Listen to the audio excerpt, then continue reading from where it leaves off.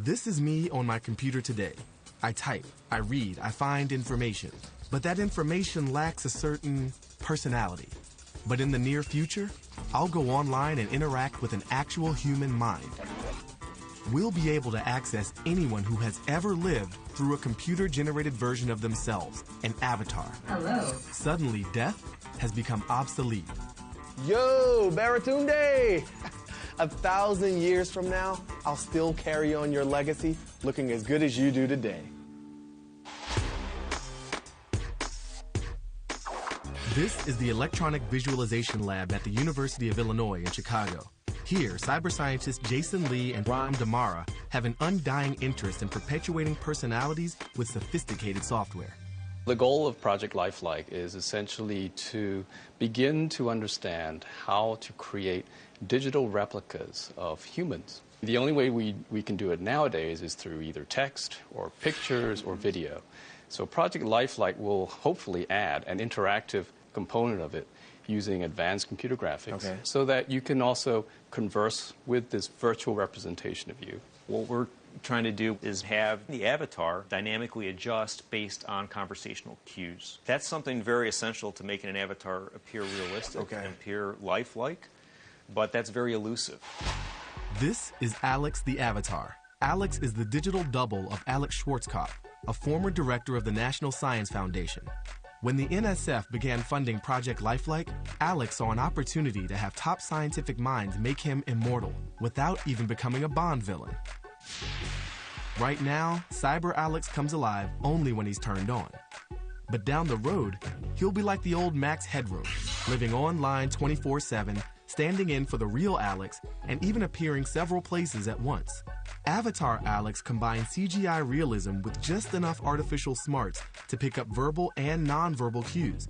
In other words, he doesn't just speak, he converses. Hello there. Are you an evaluator, director, or friend of NSF? Yeah, he's not exactly Mr. Personality yet. He still relies on generic facial expressions, and his idea of small talk is not the sort of thing you want to blog home about. I am happy to tell you all about the IUCRC. I've been so curious about National Science Foundation policy. Thank goodness you've set this up. It's what pays the bills. He may not yet be a riveting dinner guest, but the fact that he can hold a conversation says a lot. Let's see what he's got. Me. Awesome. Hello, friend. So, what is your name? Hi, friend. My name is Baratunde.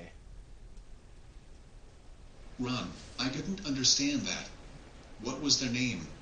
Baratunde. Baratunde. I get that reaction a lot. And he's just going back to typing. Oh my goodness, this dude is so rude. Maybe this wasn't a fair test. You see, like most of us, Alex only understands words that have been downloaded into his brain, and they have to be spoken just so. Let's give him another shot. What is your first and last name? Baratunde Thurston.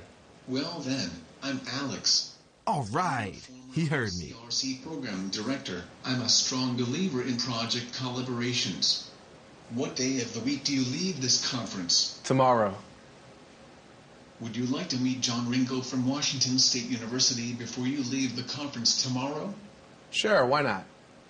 Okay, I will try and introduce you to later today. I am happy to tell you all about the IUCRC. No thanks. I know everything I need to know. Very well then. Please let us know what you thought of the experience. Keep the peace. Keep the peace? He really says that. Really? Actually, That's yes. his thing? Yes. So that's you getting his personality in a bit. That's part of the conversation. Customization. So what makes this so special? I mean, where do you see this stage of Alex?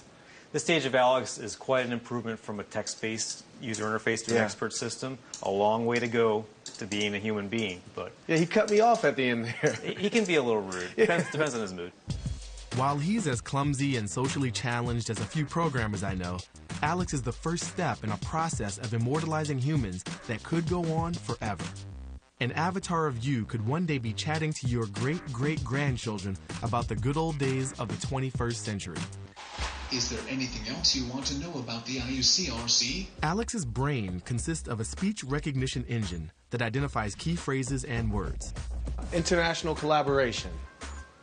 International collaboration. The words then pass through a contextual knowledge engine, a kind of encyclopedia of everything Alex knows. Alex sorts through all the matches to figure out how the words are being used. International collaboration. And come up with an appropriate reply. One of the main objectives of NSF is to commit to broader impact and outreach.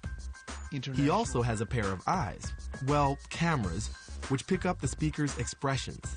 Alex searches his memory for what each expression means and uses that to help guide him to the most appropriate of his pre-recorded replies. Eventually, as his memory expands, he'll have enough data to synthesize his own original responses. No more prefab robot talk. Of course, if I'm going to live forever, I don't just want to act natural. I gotta look good. That's a job for Jason Lee, who's about to create a virtual me that my great-great-great-grandchildren can be proud of. First, you gotta have them move, so I put on a motion capture suit that's studded with sensors from head to toe. This feels very alien. Am I gonna start picking up signals from another planet? So right now the computer is figuring out exactly what the full range of each of your body parts are. What you're seeing here are what the computer sees as each of the individual dots that are attached to your body. Okay? On the first pass, the sensors record my basic movements. But if my avatar is going to come off as the real me, this thing needs to get in sync with my unique body rhythms.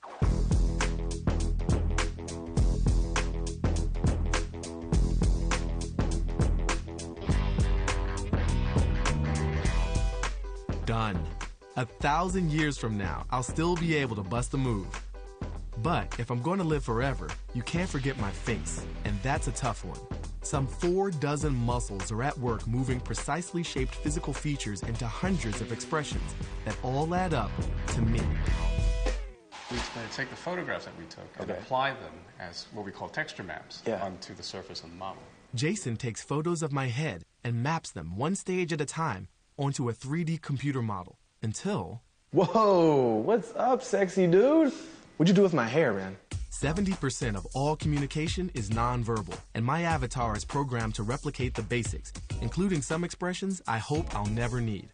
Oh, no, not angry. That's not good. The smile. That's more me.